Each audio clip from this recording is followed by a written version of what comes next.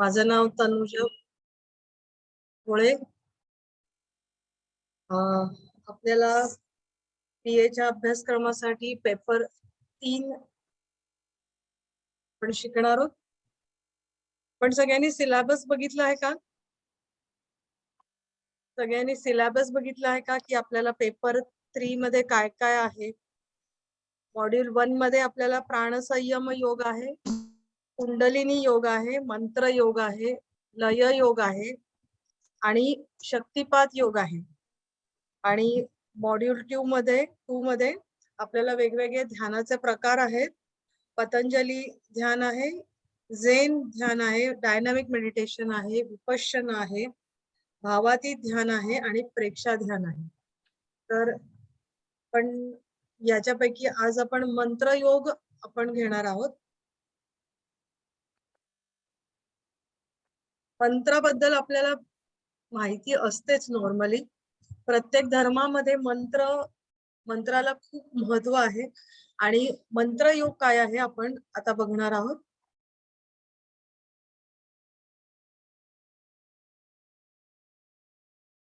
आपल्याला विविध प्रकारचे योग माहिती आहेत. भक्ती योग, कर्मयोग, ज्ञान योग, हठ योग, राजयोग, मंत्र योग, लय योग, नाद योग, जप योग, अजून खूप सारे योग असतात.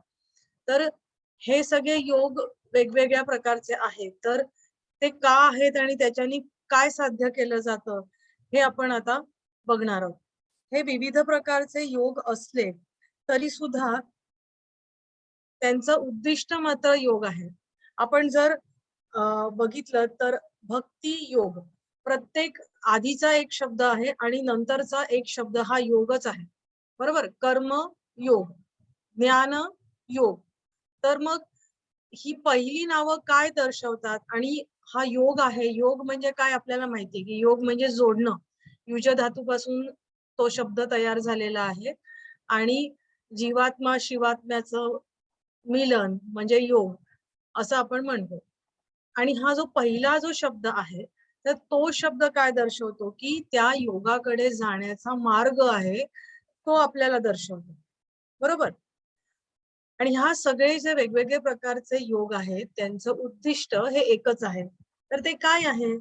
तर आपलं मन स्थिर आणि शांत करणं, आत्मदर्शन किंवा स्वरूप दर्शन, आत्मबोध, आत्मज्ञान, आत्मप्रकाश, कैवल्य, समाधी, म्हणजे हे जी वेगवेगळी नावं आहेत ह्या वेगवेगळ्या प्रकारे तुम्हाला दिव्यानंद प्राप्त करून देण्याचं काम हे योग करत असतात, बरोबर. आता याच्यामध्ये साध्य काय आहे, म्हणजे तुम्हाला साध्य काय करायचंय शेवटी?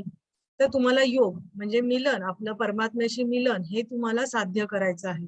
आणि त्याच्यासाठी साधन काय आहे? तर मी मगाशी जे सांगितलं की जो आधीचा जो शब्द आहे कर्म, ज्ञान, हे हाच नाही हठ पाहिजे तिथे.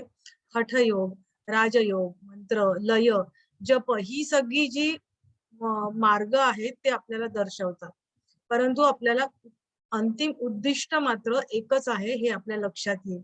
आणि हे जे प्रत्येक मार्ग जे दाखवलेले आहेत तर त्या प्रत्येक मार्गाची सुद्धा विविध अंग आहेत. म्हणून आपण ही प्रत्येक वेगळे मार्ग आहेत ते आपण त्यांचा अभ्यास आपण करणार आहोत. आता आपण जर बघितलं मंत्र योग, तर मंत्र योग हा शब्द 2 शब्दांनी बनलेला आहे. पहिला म्हणजे मंत्र आणि दुसरा म्हणजे योग. तर त्याचा अर्थ काय आहे की मंत्र योगात मंत्राच्या द्वारे मन बाहेरच्या विषयातून काढून ते अंतरंग साधनेकडे तुमचं वळवलं जातं. म्हणजे काय? तर मंत्राचा तुम्हाला साधन म्हणून उपयोग केला जातो आणि बाह्य विषय जे आहेत त्याच्यातून आपलं मन हे काढून, म्हणजे थोडक्यामध्ये प्रत्याहार साधण्याचं काम आपल्याला मंत्र इथे करत असतं. आता ह्या मंत्राची व्युत्पत्ती कशी झाली आणि अर्थ काय आहे, तर आपण वेगवेगळ्या ग्रंथांमध्ये त्याच्याबद्दल काय सांगितलेलं आहे आपण हे थोडक्यामध्ये आपण बघणार आहोत. कारण हे ज्ञान इतकं अगाध आहे की ते आपल्याला असं एका लेक्चर मध्ये किंवा असं सांगणं खूप कठीण आहे. पण त्यातल्या त्यात आपण थोडक्यामध्ये इतर काही ग्रंथांमध्ये जे जे काय सांगितलेलं आहे ते मांडण्याचा आपण इथे प्रयत्न करत आहोत. तर मंत्र या शब्दाच्या काही व्याख्या आपण आता बघणार आहोत. तर मननात त्रायते इति मंत्र हा, ही मुख्यतः खूप साऱ्या पुस्तकांमध्ये आपल्याला व्याख्या त्याची दिसून येईल. मनन म्हणजे काय, तर एकच विचार मनामध्ये वारंवार आणणे. आपण म्हणतो की नाही, की आपण एका ग्रंथाचं वाचन केलं की आपण त्याच्यानंतर त्याचं मनन करायचं. त्याच्यामध्ये काय काय वाचलं आहे त्याच्याबद्दल आपण मनामध्ये विचार करतो, त्याच्याबद्दल आढावा घेतो, त्याला मनन म्हटलं जातं. आणि पुढे काय, त्रायते, मननात त्रायते. आता त्रायतेचा अर्थ काय आहे, तर रक्षण करणे असा त्याचा अर्थ होतो. तर ज्याचं मनन केल्यामुळे आपलं रक्षण होतं त्याला मंत्र असं म्हटलं जातं. आणि आपण बघितलं मनापासून, म्हणजे मनापासून शब्द नाहीये, की मनाच्या पासून जो रक्षण करतो, म्हणजे काय, की जो मन नाहीसे करायला मदत करतो तो मंत्र होय. तर मन नाहीसे करायचं म्हणजे काय, की आपण आपल्या अंतरंगामध्ये म्हणजे परमात्म्याशी आपण एकरूप होण्यासाठी आपल्याला काय करायला पाहिजे, मन नाहीसं व्हायला पाहिजे, चित्तवृत्ती निरोध व्हायला पाहिजे. आपण जर पतंजली योगसूत्र आपण पुढे शिकणार आहोत तर त्याच्यामध्ये तसं सांगितलंय. म्हणजे मन विलीन होण्यासाठी तुम्हाला काय पाहिजे, तर तो मंत्राचा उपयोग करून आपल्याला ते साध्य केलं जातं. आणि मग ते कसं होतं, तर ज्यावेळेला आपण जप करत असतो त्यावेळेला, म्हणजे मंत्राचा जप करत असतो, मंत्र म्हणत असतो, त्यावेळेला काय होतं, ते मनन सुद्धा आपलं सुटतं. म्हणजे आपण आधार काय घेतला, आपण मंत्राचा आधार घेतला, बरोबर.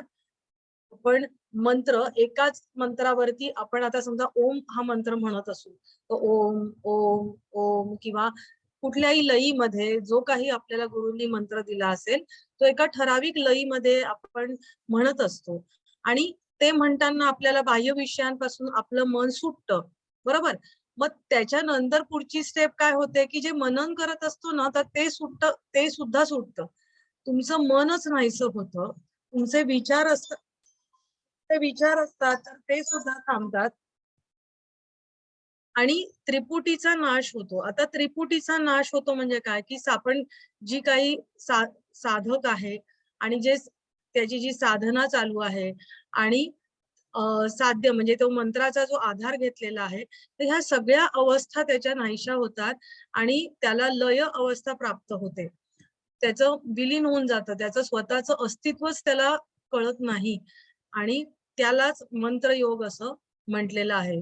म्हणजे लय पावण्याच्या वेगवेगळे आधार घेतले जातात. याच्यामध्ये आपल्याला मंत्राचा आहार म्हणजे भक्ती योगामध्ये पण लय होतो, बरोबर.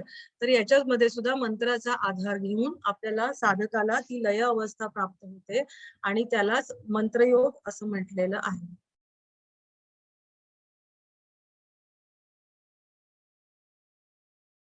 आता दुसरा काय अर्थ दिलेला आहे, तर मंत्र म्हणजे इष्टवाचक. इष्ट म्हणजे जे हवंय, चांगलं आहे ते. इष्ट आपण म्हणतो ना, तर ते इष्टवाचक, इथे वाचक पाहिजे. इष्टवाचक आणि इष्ट निवारक. एक मिनिट.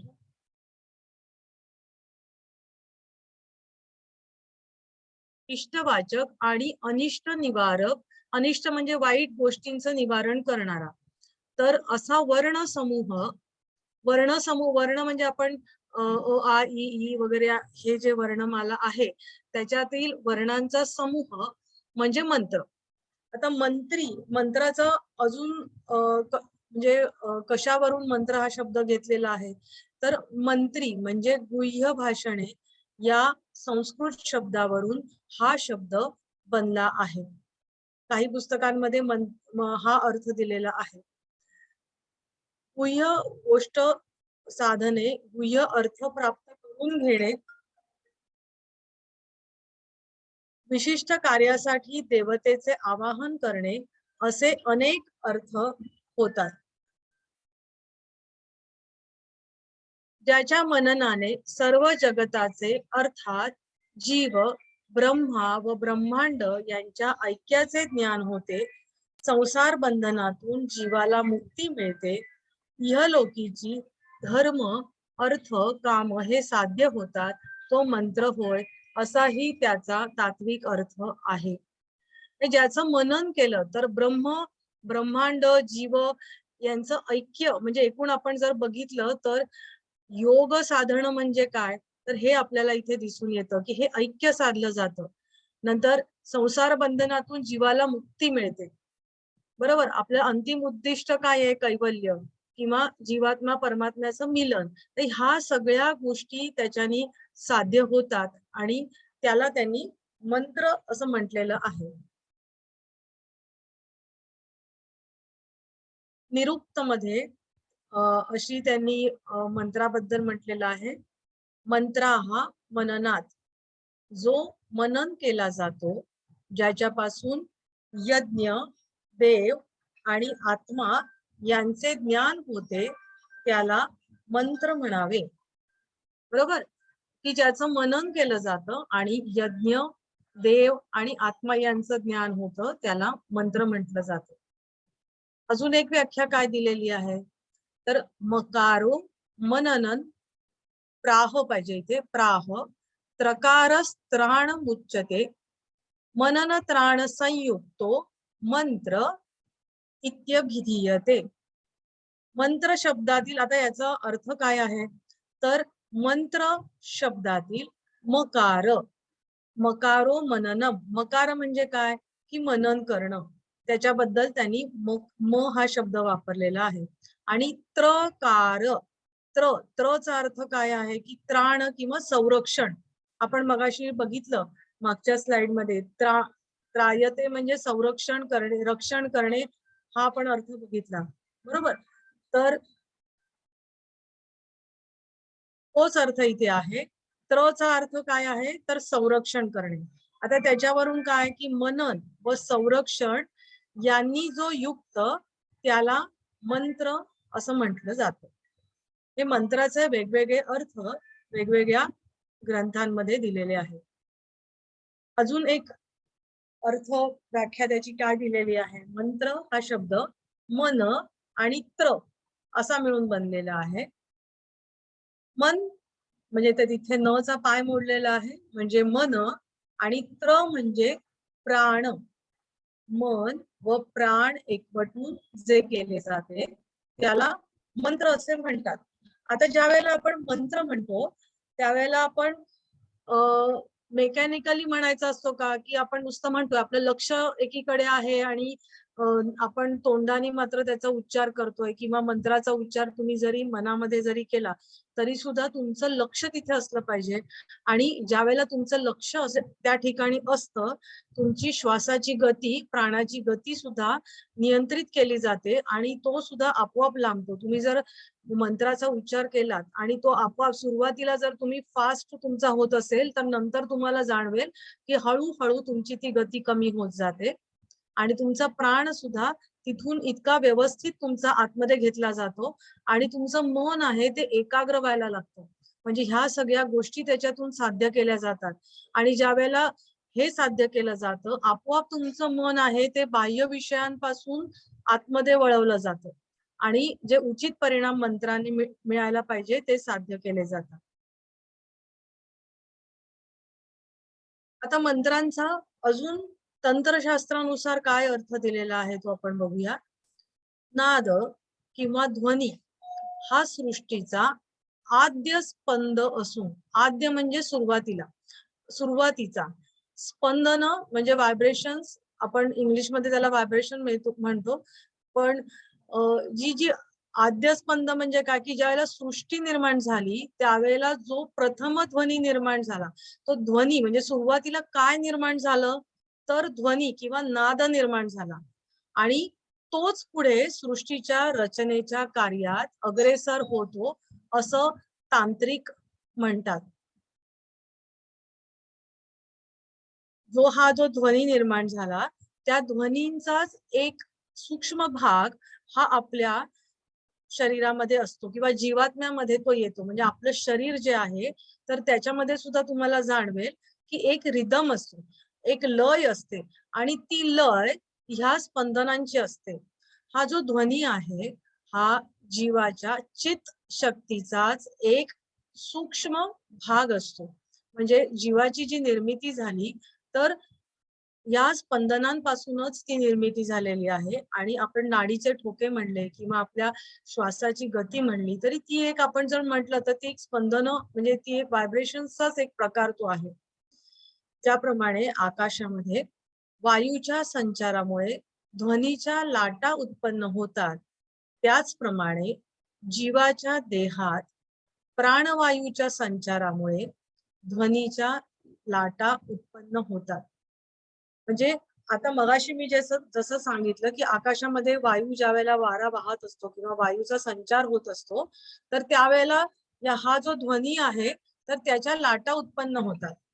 आणि सेम तशाच प्रकारे आपला ज्या वेळेला जीवाचा देह म्हणजे आपला मनुष्य देह आहे, तर प्राणवायूच्या संचारामुळे ध्वनीच्या लाटा म्हणजे आपल्यामध्ये सुद्धा ही स्पंदनं निर्माण होत असतात. ऍक्च्युली ही सगळी जी सृष्टी निर्माण झाली, हा सृष्टीची उत्पत्तीच ह्या स्पंदनापासून निर्माण झाली आहे, असं तंत्रशास्त्र मानतं. या ध्वनीतून वर्णात्मक शब्द उत्पन्न होतो आणि त्यातूनच पुढे मंत्र निर्माण होतो.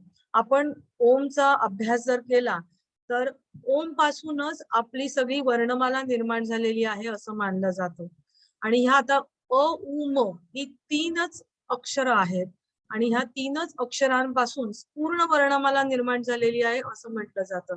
तर आता ही अक्षर सुद्धा हा एक ध्वनीच आहे, बरोबर. अ म्हणतो तो हा ध्वनीच आहे, उ म्हणतो हा ध्वनीच आहे आणि त्याच्यातून जी स्पंदनं निर्माण होतात, त्याच्यातून जे वर्णात्मक शब्द निर्माण झाले त्याच्यातूनच वेगवेगळी वर्ण एकत्र करून वेगवेगळे मंत्रांची निर्मिती झालेली आहे. आणि हे ज्या वेळेला मंत्र निर्माण झाले तर त्या प्रत्येक मंत्रांच्या ठिकाणी एक शक्ती वास्तव्य करत असते आणि त्या शक्तीचा वापर आपल्याला वेगवेगळ्या मंत्रांच्या साहाय्याने आपण पुढे केलेला असतो, हे आपल्याला दिसून येतं. मंत्रांचे भाग, आता प्रत्येक जो मंत्र असतो तर त्याचे भाग असतात. तर ते कुठले कुठले भाग असतात ते आपण बघूया. एक म्हणजे शिर असतं आणि एक म्हणजे शरीर असतं. तर हे एका श्लोकामध्ये त्याचं वर्णन केलेलं आहे. मंत्रणाम पल्लवो वासो, मंत्रणाम प्रणवः शिरः, शिरः पल्लव संयुक्तो कामधुक भवेत. आता हे सगळे श्लोक ऐकून घाबरून जाऊ नका. याच्यातले हे सगळे श्लोक तुम्हाला अजिबात अभ्यास करायचे नाहीयेत. फक्त मननात त्रायते इति मंत्र, हा म्हणजे मंत्राचे काही जे व्याख्या आहेत त्याच्यातले ठराविकच श्लोक तुम्ही केले तरी तुमच्यासाठी खूप आहे. परंतु या संदर्भासाठी हे पुस्तकातील काही श्लोक मी इथे दिलेले आहेत. मंत्रातील अक्षर किंवा शब्द हे त्या मंत्राचे शरीर असतं आणि सुरुवातीचा जो ओम आहे तो त्याचं शिर असतं. म्हणजे दोन भाग आपण बघितले, एक म्हणजे शरीर आणि एक म्हणजे शिर. कुठलाही जर मंत्र आपण बघितला तर त्याची सुरुवात ही ओमनी होते. ओमचं ज्या वेळेला आपण महती बघतो त्याच्यामध्ये काय सांगितलेलं आहे की कुठल्याही मंत्राच्या सुरुवातीला जर तुम्ही ओम लावला तर त्याची शक्ती ही कैक पटीने वाढते. इतकं महत्व ह्या ओम मध्ये आहे. मंत्रात शिर व शरीर दोन्ही असतील तर त्या मंत्राने मनोकामना पूर्ण होतात.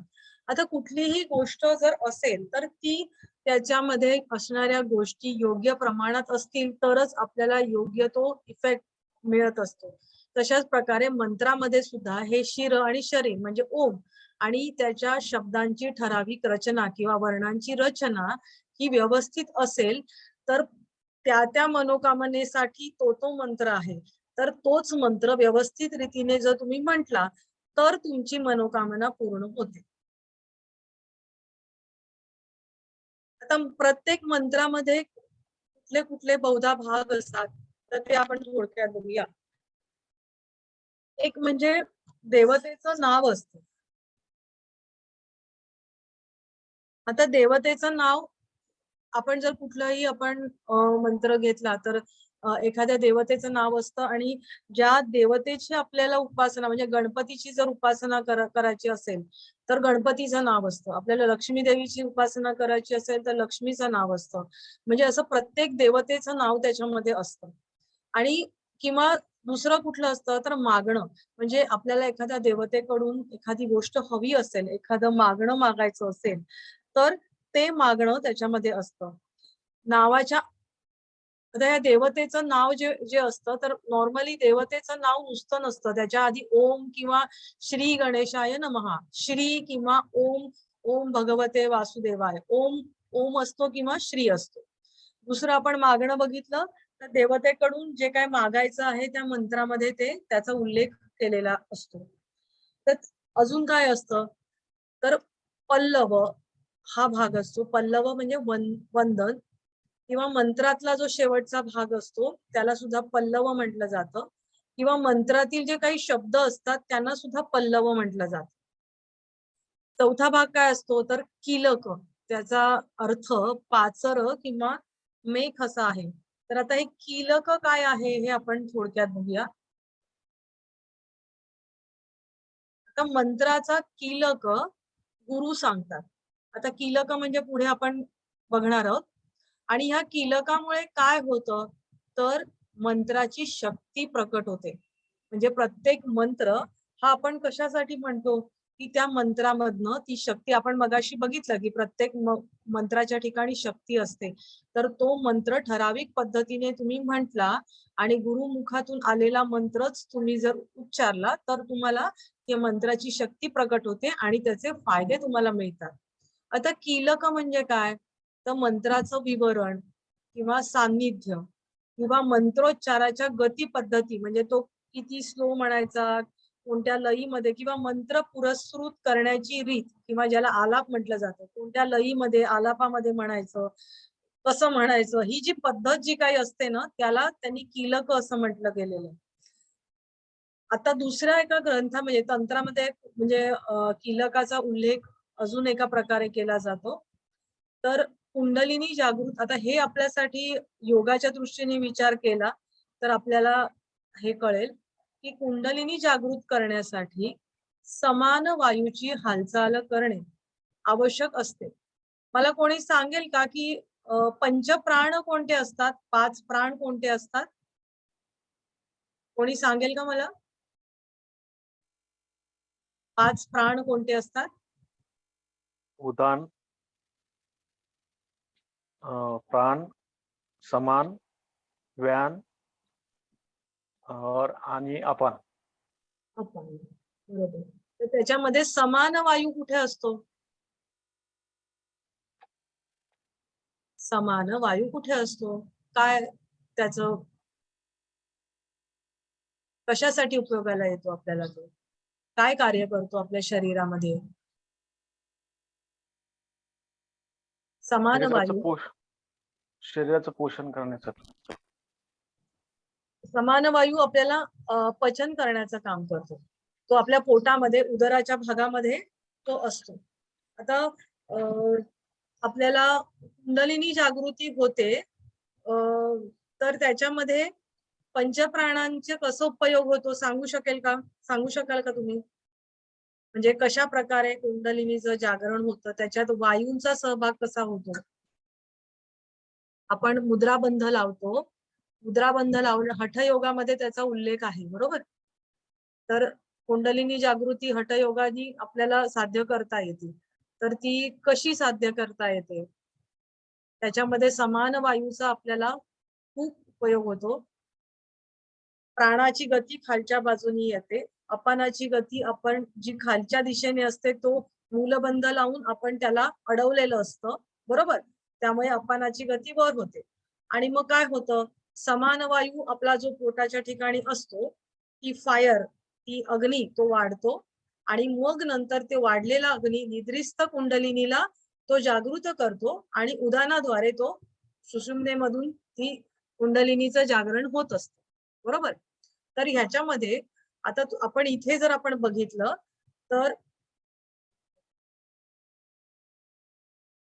आपण आता इथे बघितलं तर कुंडलिनी जागृत करण्यासाठी समान वायूचे हालचाल करणे आवश्यक असते. आता हा इथला समान वायू तुम्हाला कुठला कळला असेल कोणता तो त्या पंचप्राणांपैकी हा समान वायू आहे आणि त्याच्यासाठी नाडी बंद करतात म्हणजे आपण त्याच्यासाठी बंध त्रिबंध लावतो. बरोबर. नाडी बंद करण्याच्या शक्तीलाही कीलक असं म्हटलं जातं. कीलक म्हणजे समान वायूला बाहेर फेकणे, त्यातून शक्ती उत्पन्न होते आणि हीच शक्ती आपण जी कुंडलिनीला तिचं जागरण करण्यासाठी उपयोगाला येते. अशा तऱ्हेने मंत्र म्हटल्याचाही नाडी बंद होतो. म्हणजे मंत्रांचा उपयोग आपल्याला म्हणजे नाडीबंधाप्रमाणे त्या मंत्रांचा उपयोगही तशा प्रकारे आपल्याला कुंडलिनी जागृतीसाठी करता येऊ शकतो. बरोबर.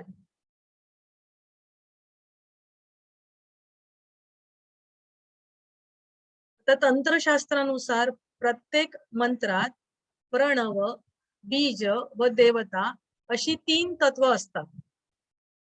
प्रणव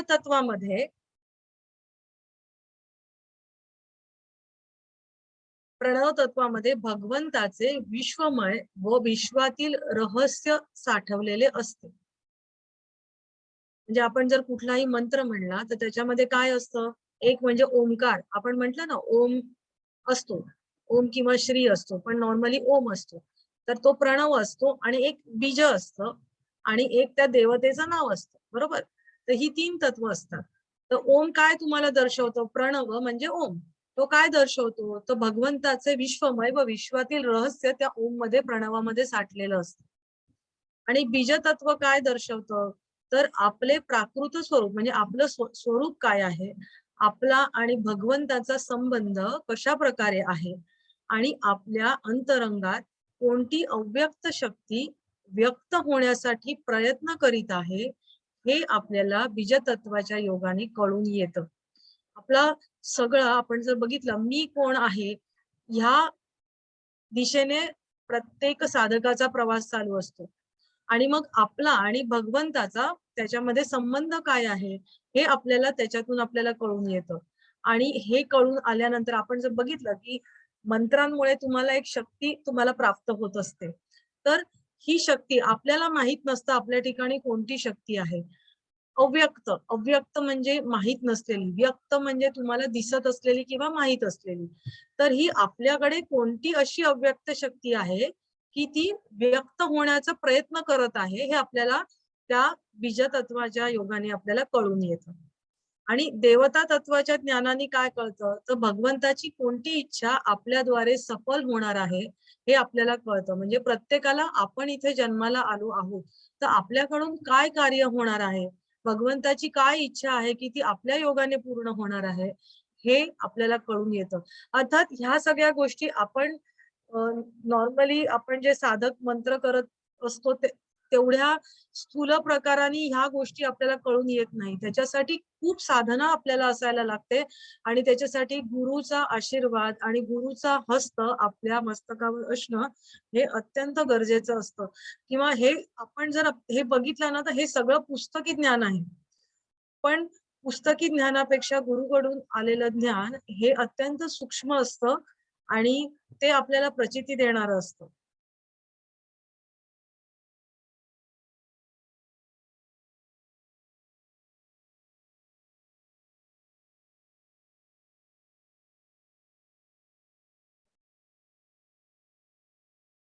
आता पुढच्या स्लाइड्स नाहीयेत. मी पुढच्या आपण तोंडी घेणार आहोत.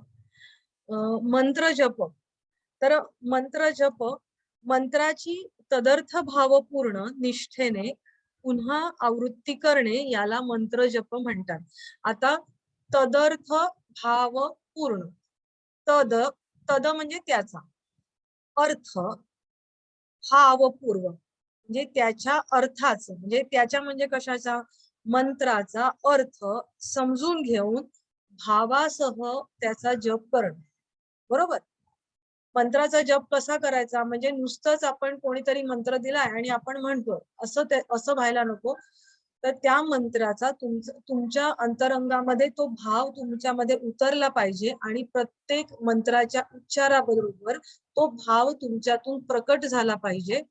तरच ती शक्ती तुमच्यामध्ये म्हणजे काही वर्षांनी किंवा तुमच्या काही साधनेनंतर त्याचं फळ म्हणून ती तुमची शक्ती तुम्हाला प्राप्त होत असते. आता त्याचे वेगवेगळे प्रकार आहेत. आपण ते प्रकार पुढच्या लेक्चरमध्ये बघणार आहोत. त्याचे फक्त मी प्रकार सांगते. ग्रंथांनुसार वेगवेगळे प्रकार आहेत, त्याचे अर्थानुसार वेगवेगळे प्रकार आहेत, अक्षराच्या संख्येनुसार त्याचे वेगवेगळे प्रकार आहेत, लिंगानुसार म्हणजे त्याचे वेगवेगळे प्रकार आहेत, वेगवेगळे बीजमंत्र आहेत. तर वेगवेगळे बीजमंत्र जे आहेत, तर त्या बीजमंत्र आपण सूर्यनमस्कार करतो, ओम ह्राम ह्रीम रौम रह, हे सगळे जे काही बीजमंत्र आहेत किंवा तर त्या मंत्रांचा आपल्या शरीरावरती काय परिणाम होतो, आणि शिवाय त्या प्रत्येक मंत्रांचा प्रत्येक संस्थेवरती काय परिणाम होतो. बीजाक्षर असतात, तर त्या बीजाक्षरांचा काय परिणाम होतो. काही काही जे मंत्र असतात ते तुमचं रोग निवारण करण्यासाठी वापरले जातात. तर काही काही जे मंत्र असतात तर ते ते मंत्र स्वयंसिद्ध असतात, की त्यांना सिद्ध करण्याची गरज नसते. आणि ते म्हणजे ओंकार आहे, गायत्री मंत्र आहे, महामृत्युंजय जप आहे, नवार्णव मंत्र आहे, सोहम आहे. तर हे सगळे वेगवेगळ्या देवतांचे गायत्री मंत्र आहेत. काही मंत्र वैदिक असतात, काही म्हणजे संत मुनींचे नावं असलेली त्यांचे मंत्र असतात, तर काही मंत्र हे सांप्रदायिक असतात.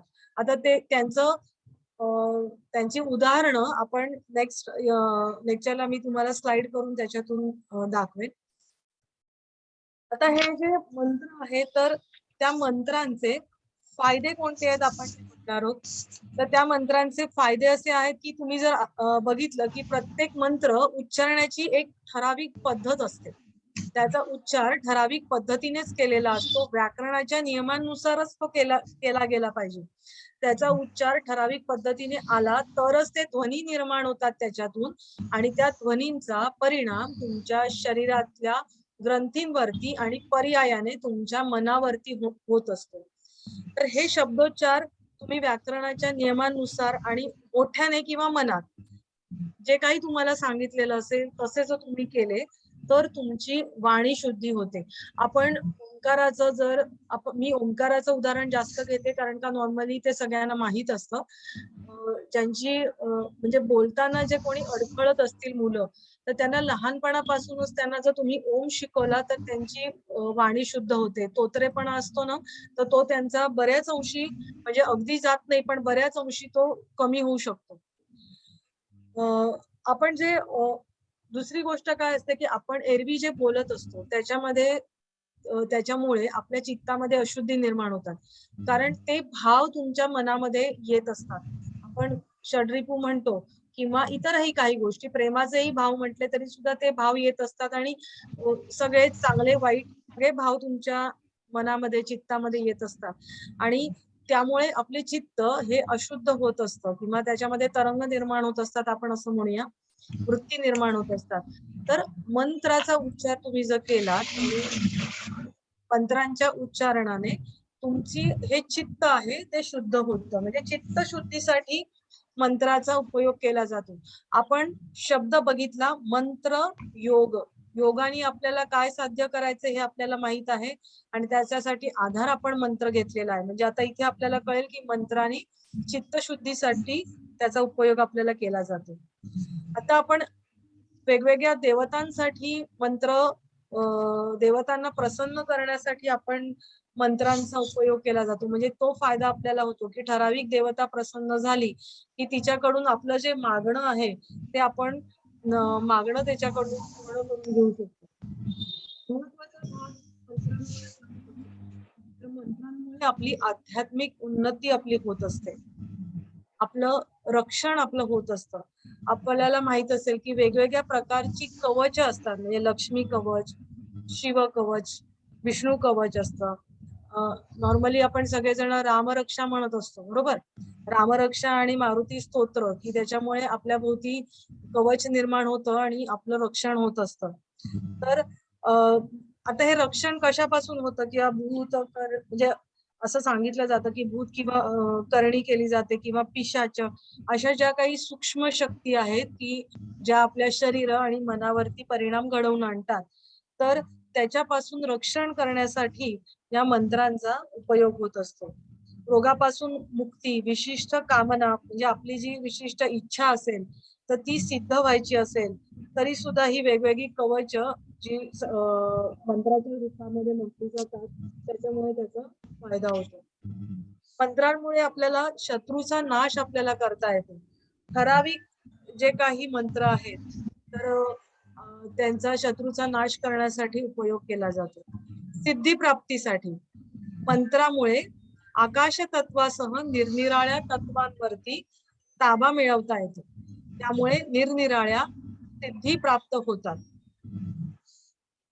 योगामध्ये आपण जर पतंजली योगसूत्राचा अभ्यास केला तर आपल्याला 3ऱ्या पादामध्ये सांगितलेलं आहे की योगाचा तुम्ही अभ्यास करत जाता पुढे त्यावेळेला वेगवेगळ्या सिद्धी प्राप्त होतात आणि त्याच्यामध्ये तुम्हाला अणिमा महिमा गरिमा यासारख्या वेगवेगळ्या सिद्धी प्राप्त होतात. किंवा आपण मारुती स्तोत्र म्हणतो त्याला म्हणतो अष्टही सिद्धी, त्याला सगळ्या सिद्धी प्राप्त आहेत मारुतीला, बरोबर.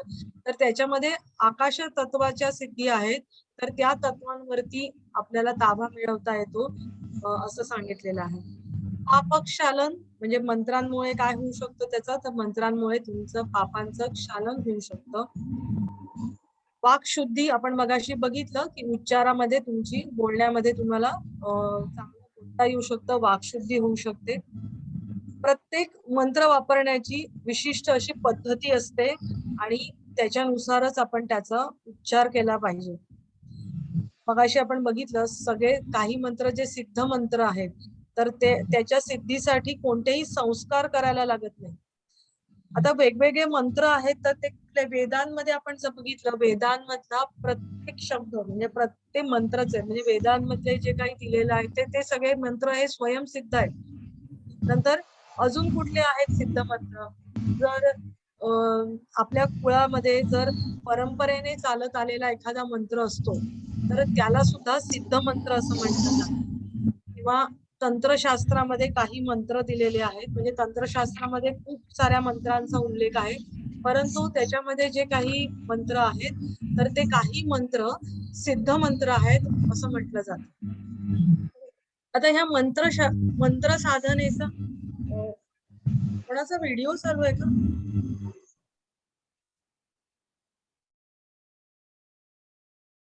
ऑडिओ चालू आहे का कोणाचा? हा, सुवर्ण आर्या जरा थँक्यू, धन्यवाद. मंत्र साधनेचा उद्देश काय आहे तर मंत्रातील गूढ शक्ती प्रकाशात आणणे, बरोबर. हा मंत्र साधनेचा मुख्य उद्देश आहे. कोणत्या मंत्राने कोणते फल प्राप्त होते ते ऋषी मुनी किंवा सिद्ध पुरुषांनी आपल्याला सांगितलेलं आहे. मंत्रामुळे साधकाच्या अंतरंगातील शक्ती जागृत होऊन त्याला मोठे सामर्थ्य प्राप्त होते. आतापर्यंत आपण हे बघितलेलं आहे की शक्तीची जागृती या मंत्रांनी आपल्याला होत असते. मंत्रातल्या स्थूल शब्दसमूहापेक्षा त्यातील चैतन्य श्रेष्ठ असते. म्हणजे मंत्र म्हणताना त्याच्या वर्णांचा आधार घेतलेला असतो पण त्याच्यातून तुम्हाला सूक्ष्म शक्ती प्राप्त होत असते किंवा चैतन्य प्राप्त होत असतं आणि त्यालाच जास्त महत्व आहे. विधानपूर्वक व अचूक मंत्र पुरस्चरण केल्यास त्यातील प्रभावी शक्तीचा प्रत्यय येतो. विधानपूर्वक म्हणजे जसं तुम्हाला सांगितलेलं आहे ज्या लयीमध्ये म्हणायला पाहिजे किंवा एखाद्या ठिकाणी तुम्ही बसून मंत्राचा उच्चारण केलं पाहिजे, ठराविक ठिकाणी ठराविक वेळेला त्याचा मंत्रांचं उच्चारण, कुठेही कसाही मंत्राचा उच्चार तुम्ही करायचा नसतो. आंघोळ करून किंवा पवित्रता तुम्ही पाळून कोणत्या प्रहराला, प्रत्येक मंत्राचा प्रहर सुद्धा असतो, कोणत्या वेळेला तुम्ही म्हटला पाहिजे त्याची पद्धत असते. तर त्यानुसार तशा प्रकारे आणि अचूक मंत्राचं पुरस्चरण केल्यास त्यातील प्रभावी शक्तीचा प्रत्यय तुम्हाला येतो. सामान्य लोभ निवृत्तीपासून म्हणजे त्याचा आता तुम्हाला फायदे काय होतात तर अगदी स्थूल प्रमाणामध्ये आपण बघितलं तर आपल्याला लोभ निवृत्तीपासून तर महान आत्मज्ञानासारख्या महत् फलापर्यंत कोणतीही गोष्ट मंत्राने साध्य होते. आपण बघितलं म्हणजे आधी आपण जवळचे फायदे बघतो, बरोबर. तर ते जवळचे फायदे तर ते म्हणतात प्राप्त होतातच, पण आत्मज्ञान जे अंतिम ज्ञान आहे तर ते सुद्धा तुम्हाला मंत्रांच्या साहाय्याने प्राप्त होऊ शकतं. शब्दब्रह्मापासून मंत्रशास्त्र उत्पन्न झालं आहे आणि मंत्राचं सामर्थ्य हे त्याच्या उच्चारामध्ये असतं. वेगवेगळे अक्षर वर्णमालेपासून मंत्र उत्पन्न झालं आणि मंत्रांचं सामर्थ्य कशामध्ये असतं, तर तुम्ही तो उच्चार आपण कीलक मगाशी बघितलं, तो उच्चार तुम्ही कसा कराल त्याच्यावरती त्या मंत्राचा इफेक्ट हा सामर्थ्य हे त्याच्यावरती अवलंबून असतं.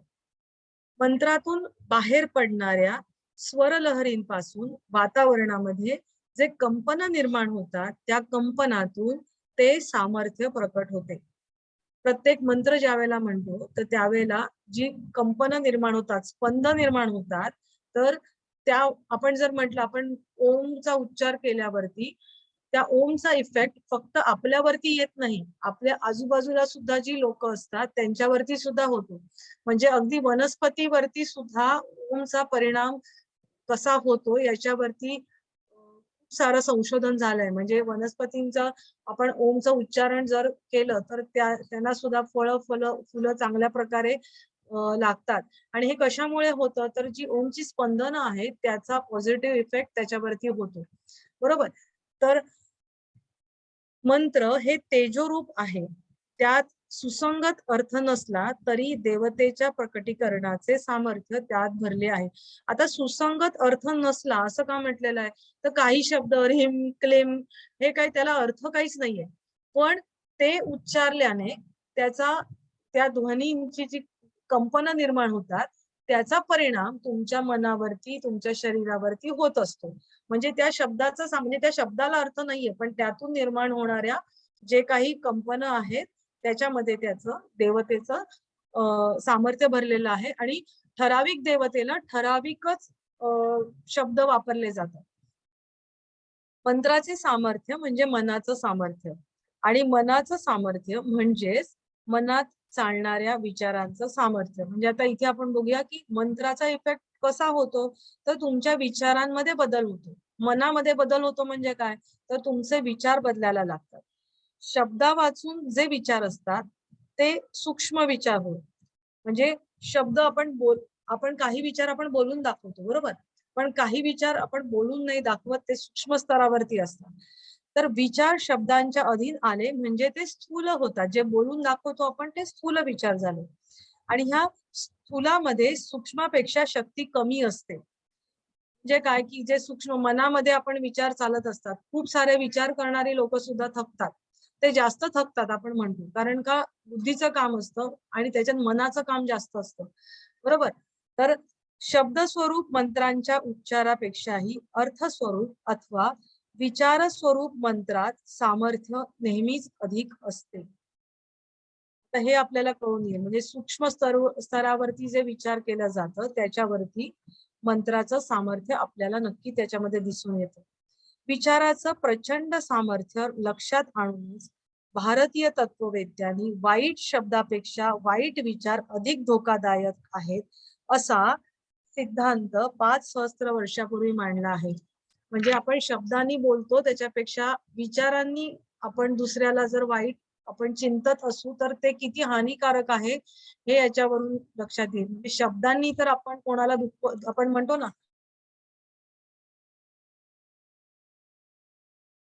किती सामर्थ्य असतं आणि आपण त्याचा चांगल्या तऱ्हेने उपयोग मंत्राच्या उच्चारणामध्ये करून घेतलेला आहे, की भावस्वरूप मंत्रांचा उच्चार केला तर तो तुमच्या सूक्ष्म विचारावरती त्याचा परिणाम साधून आणता येतो.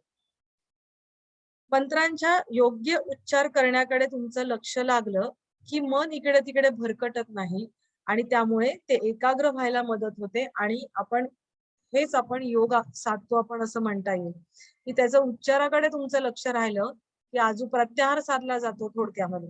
आणि मग तुमचं मन इकडे तिकडे लागत नाही आणि त्या शब्दांवरती त्याच्यानंतर ध्वनीवरती तुमचा विचार व्हायला लागतो आणि मन तुमचं अंतरंगाकडे तुमचं वळायला लागतं. आता असा हा मंत्र जो आहे तो गुरुमुखातूनच घ्यायला पाहिजे असं म्हटलं जातं, किंवा आणि तो मात्रा विज्ञानानुसार जपावा लागतो. मात्रा विज्ञान म्हणजे काय की त्या पद्धतीने बोलायला पाहिजे. म्हणजे त्याची काय म्हणूया की 2 शब्दांमधलं अंतर, 2 अक्षरांमधलं अंतर, त्याच्यातला जो व्हॉल्यूम आहे कमी जास्त करणं, ह्या सगळ्या ज्या गोष्टी आहेत तर ह्या सगळ्या गोष्टी लक्षात घेऊनच त्याचा जप केला पाहिजे. म्हणजे कसाही त्याचा उच्चार केलेला चालणार नाहीये.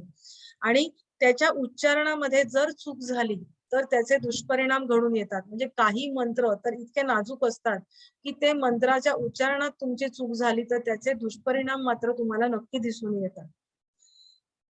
स्वर आणि वर्ण यांनी हीन, आता एक श्लोक आहे, मंत्रोहीन, आता तो मी श्लोक म्हणत नाही, मी तुम्हाला नंतर तो देईन तुम्हाला. स्वर व वर्ण यांनी हीन असलेला मंत्र म्हणजेच चुकीच्या पद्धतीने उच्चारलेला मंत्र मिथ्या प्रयुक्त होतो आणि तो अभिप्रेत अर्थ सूचित करत नाही. तो वाग्व्रज बनून यजमानाचाच घात करतो. म्हणजे काय, थोडक्यात त्यांनी सांगितलेलं आहे की स्वर आणि वर्ण यांचा जर तुम्ही योग्य तऱ्हेने उच्चार केला नाही, चुकीच्या पद्धतीने उच्चार केला, तर त्याचा जो अभिप्रेत अर्थ आहे, त्याचा अभिप्रेत त्याच्यातून इफेक्ट आहे, तो तुम्हाला मिळत नाही आणि तो उलट तऱ्हेने जो बोलतो त्याच्यावरती वज्र म्हणजे इंद्राचं जे अस्त्र आहे त्याच्याप्रमाणे तो त्याच्यावरतीच त्याचाच घात करतो. आणि त्याच्यासाठी त्यांनी उदाहरण एक त्याच्यासाठी त्यांनी दिलेलं आहे की इंद्रशत्रू, म्हणजे त्याच्यातलं व्याकरणातलं त्यांनी उदाहरण दिलेलं आहे की इंद्रशत्रू, इंद्राचा शत्रू, त्याचा अर्थ त्यांनी असं सांगितलंय की इंद्राचा शत्रू म्हणजे काय, इंद्राला मारणारा असा त्याचा अर्थ होतो. त्याच्यात त्यांनी तत्पुरुष समास म्हटलेला आहे. आणि इंद्र आहे ज्याचा शत्रू म्हणजे इंद्राकडून मारण्याला जाणारा, याच्यात बहुव्रीही समास आहे. म्हणजे एक त्याची गोष्ट आहे. तर इंद्राला पुत्र होण्यासाठी म्हणजे त्याचं काय बरं नाव त्याचं, वृत्र का काहीतरी नाव आहे, तर त्याचा पुत्र होण्यासाठी त्याला वर दिलेला असतो. तर याच्यामध्ये उच्चारामध्ये चुकीचा उच्चार केला जातो आणि पहिला अर्थ अपेक्षित असतो की इंद्राला मारणारा पुत्र त्याला झाला पाहिजे, तर इंद्राकडून मारला जाणारा पुत्र होतो. म्हणजे शब्दाच्या उच्चारणामध्ये चूक झाल्यामुळे त्याचा परिणाम कसा घडून येतो हे त्याच्या व्याकरणामध्ये त्यांनी, पाणिनीय शिक्षामध्ये त्यांनी त्याचं उदाहरण दिलेलं आहे. मंत्रांची अक्षर जर गाळली गेली तर ती आयुष्याचा नाश करतात. स्वर चुकल्यास व्याधी उत्पन्न होतात असं त्यांनी सांगितलेलं आहे. आणि जर ते म्हणजे अक्षर तुमची चुकली, जर मगाच जसं सांगितलं की जो जो मंत्र म्हणत असतो त्याचा तो घात करतात. म्हणजे हे त्याचे वेगवेगळे श्लोक त्यांनी सांगितलेले आहेत. म्हणजे कुठलाही मंत्र ज्या वेळेला आपण म्हणतो योग्य पद्धतीनेच तो म्हटला गेला पाहिजे, नाहीतर तो मंत्र म्हणणाऱ्याचा घात करू शकतो.